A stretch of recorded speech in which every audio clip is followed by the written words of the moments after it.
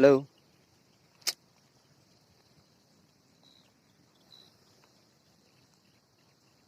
Maghahanap tayo ng pag-ilawan natin ngayon.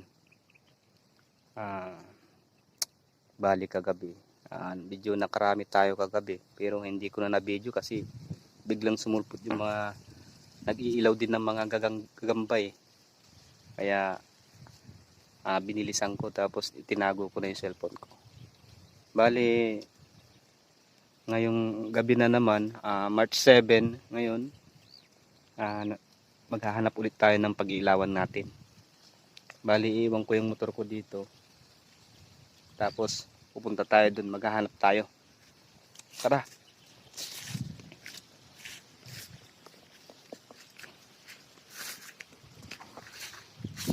Dahil maisa, no?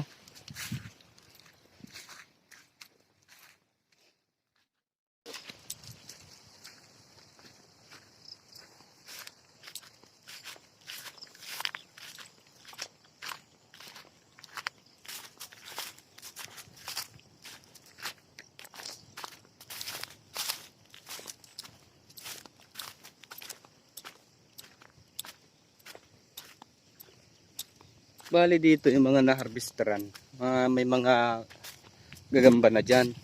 Kaso gusto natin yung medyo makarami din kasi medyo malayo yung pinupuntahan natin eh.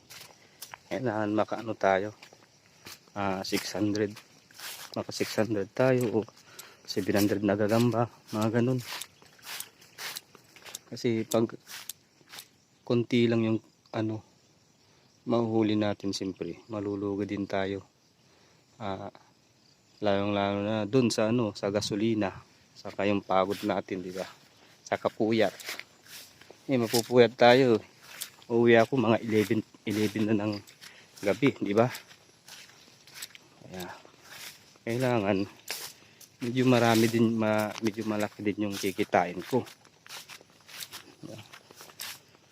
Siyempre pag isang gagamba 2 piso, maka ka lang, maka 400 ka na gagamba, di mayroon ka ng 800. O pag maka 500 ka, di mayroon ka na ding 1,000. Di ba? Kaya naghahanap tayo ng medyo maganda-gandang pag-iilawan.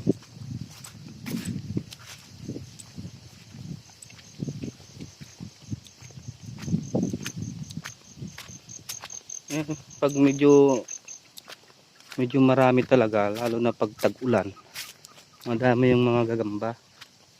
Mga ka 1,000 ka talaga nagagamba dun. Gagamba pa lang yun, hindi pa pera yun.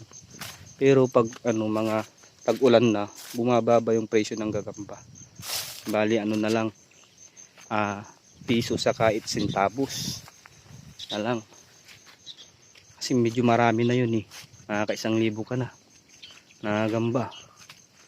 Pag tatimes mo yun sa 1.8, di mayroon ka na ding 1.7 o 1.8. Nakita, di ba? Pag mga konti lang yung makukuha mo, marami na yun eh. Dami na.